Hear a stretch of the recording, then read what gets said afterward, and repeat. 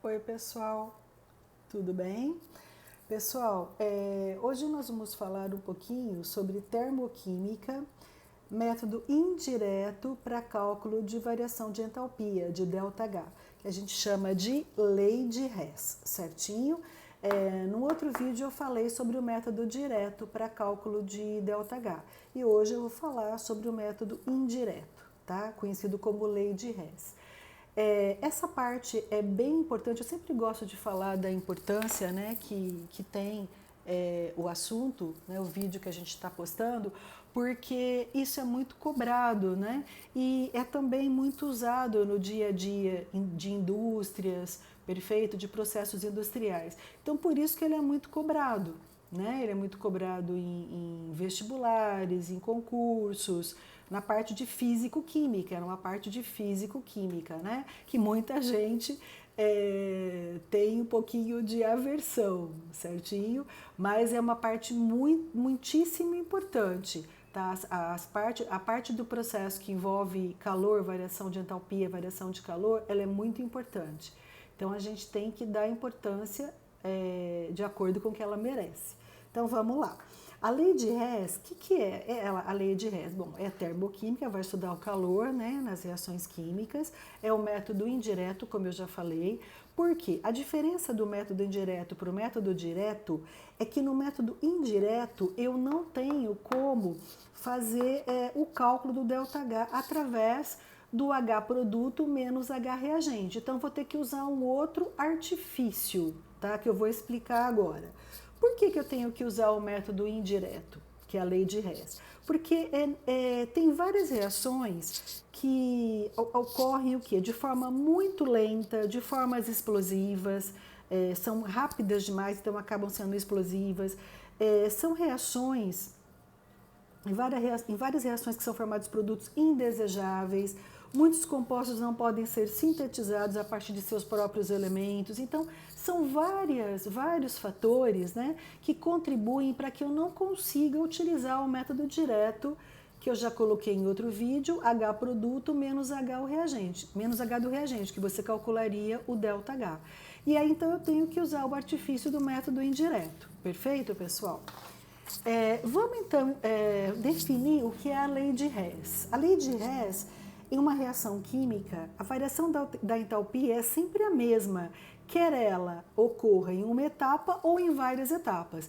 Então, se você tiver uma reação química que ocorre numa etapa só, uma etapa única, ela vai ter uma variação, por exemplo, de 40 kJ por mol positivo. Se ela ocorrer em várias etapas, você também vai ter 40 positivo quilojoules por mol a variação de entalpia. Então só vai mudar que uma você consegue fazer pelo método direto e outra você não consegue. Você vai ter que ter o quê? Você vai ter que fazer que aquela reação ocorra em etapas para poder chegar na equação principal, na equação final que te interessa, porque você não tem como obter aquela equação em uma única etapa no laboratório, por os fatores que eu já falei na página anterior.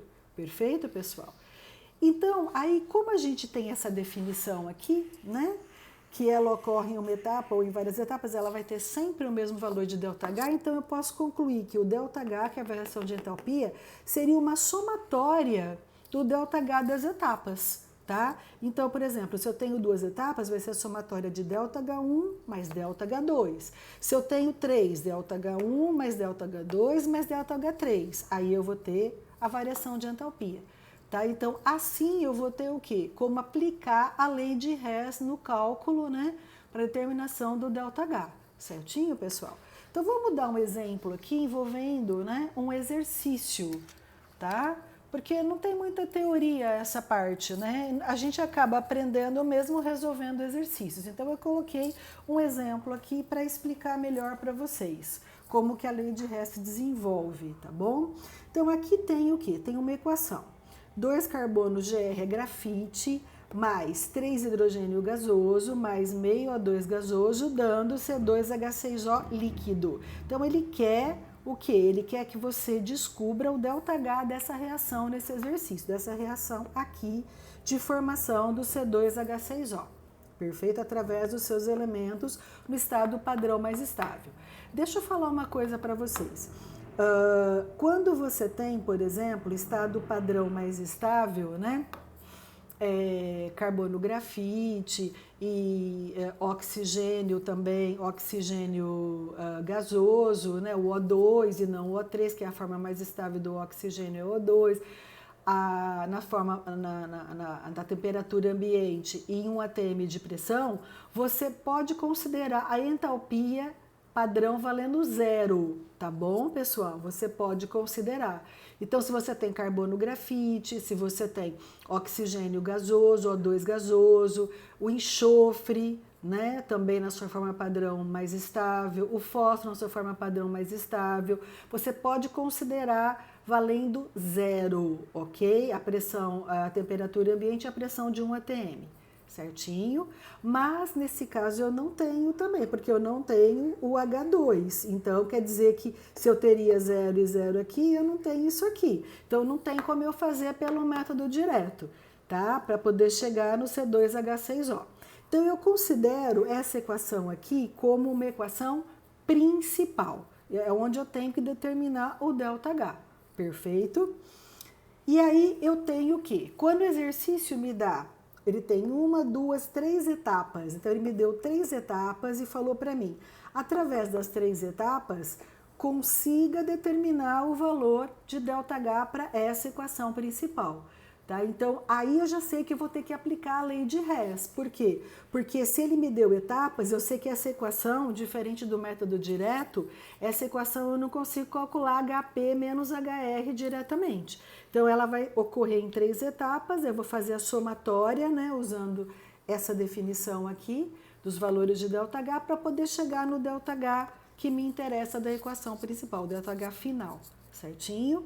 Então, vamos lá. A primeira etapa, na realidade, ele me deu o quê? A formação do CO2 e me deu o ΔH exotérmico dela, que eu chamei de ΔH1.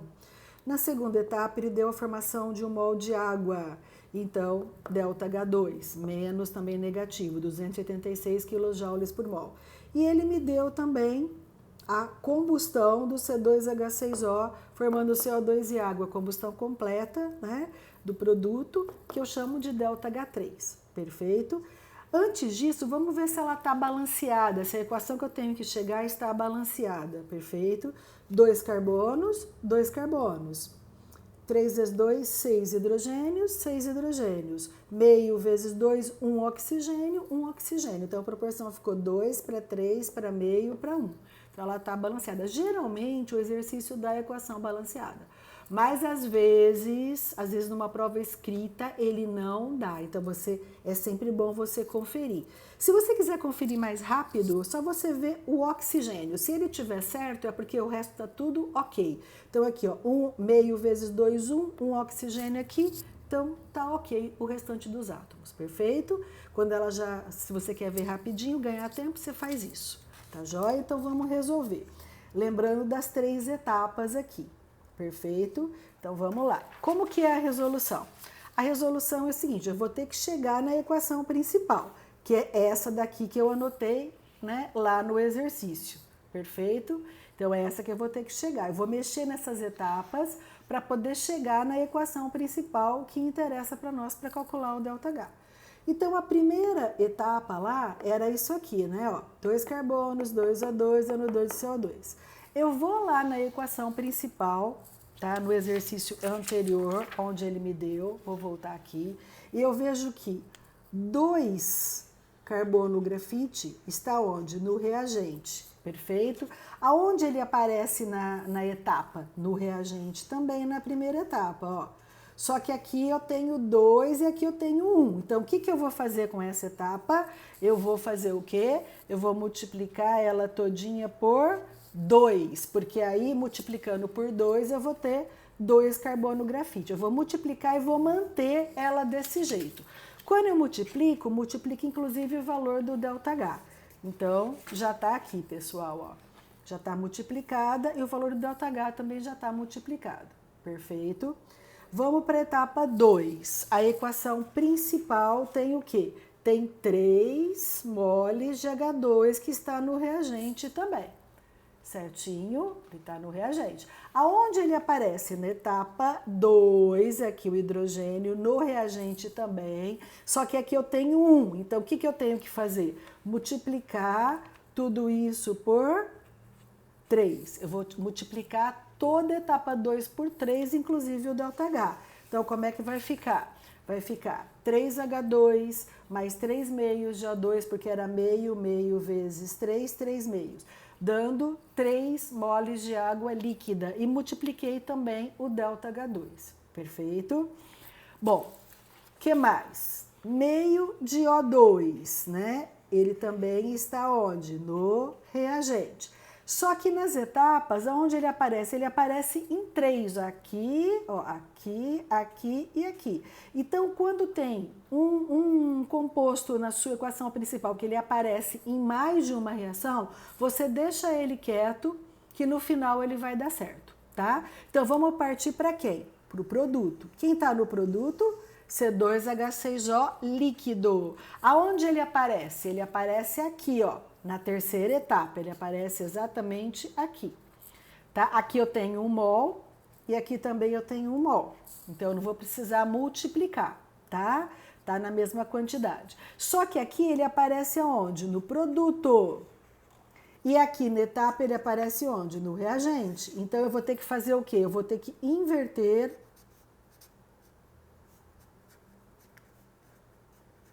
essa reação para poder ter o C2H6O no produto igual à equação principal. Quando eu inverto, o valor do ΔH era negativo, ele passa a ser positivo. Então, eu inverti, tá? Eu inverti, eu não mantive. Então, ficou C2, ficou C2, desculpa, ficou aqui embaixo. 2 de CO2 gasoso mais 3 de H2O líquida. Eu inverti isso aqui, dando C2H6 mais 3 de O2 gasoso. Certinho, pessoal?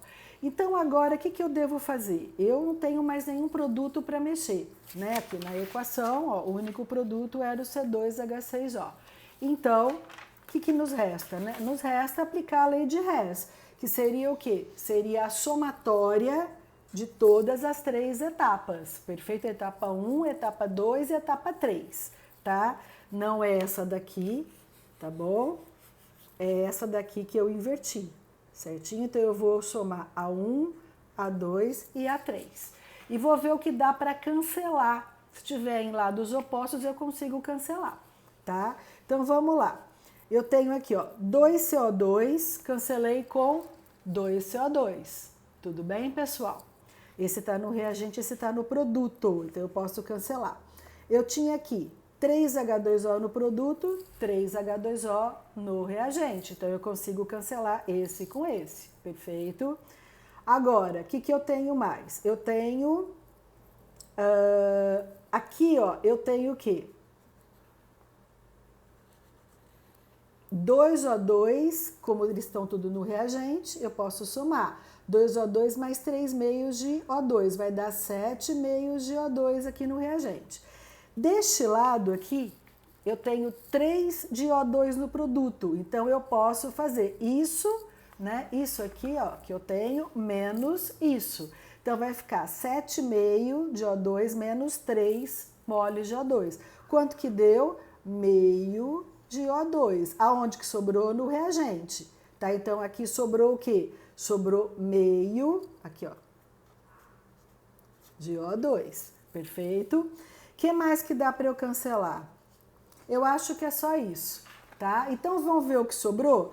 2 carbono grafite, coloco aqui embaixo, 2 carbono grafite. 3 moles de H2, que não foi cancelado, 3 moles de H2 no reagente, mais meio de O2, mais meio de O2, dando que no produto, o único que não foi cancelado foi esse aqui, ó, tá? Isso foi, esse não, tá? Então, sobrou o quê? 1 mol de C2H6. Eu cheguei na equação principal, vamos pegar a equação principal, vamos lá. Qual que era a equação principal? Né? Era essa daqui, ó. Vamos virar ela aqui. Essa era a equação principal que eu tinha que chegar, ó. 2 moles de carbono grafite, 2 moles de carbono grafite. 3 mol de H2, 3 mol de H2, mais meio de O2, dando o quê? 1 de C2H6 líquido. Perfeito, pessoal? Então, eu cheguei na equação principal, somando as 3 etapas. Se eu cheguei, eu posso fazer o quê? Eu posso somar os 3 ΔH. O ΔH1, tá? Eu posso somar ele, que aí aplica a lei de Hess, né? O ΔH2, tá? E o ΔH3. Então, é isso que eu vou fazer para obter o ΔH da reação da equação principal. Então, somando ΔH1 mais ΔH2 mais ΔH3, eu vou ter o quê? Esses valores e vai me dar um valor de menos 278 kJ. Perfeito, pessoal? Então, esse aqui é a variação de entalpia daquela reação que a gente começou a falar no exercício, que o exercício pediu para nós, que nada mais é do que essa equação aqui, que nós chegamos através da somatória das 3 etapas. Esse aqui é o resultado. É uma reação que tem o quê? Um ΔH menor que zero, portanto, é um processo exotérmico, que libera calor para o meio ambiente. Certinho, pessoal? Então, espero que vocês tenham gostado do vídeo. Essa parte aqui de lei de Hess é muito importante, que é o método indireto de cálculo de pH. E espero que vocês tenham curtido. Quem curtiu, né, e quem gostou, por favor, dê um like aí, né, se inscreva no canal e até o próximo Química para Todos. Abraços a todos.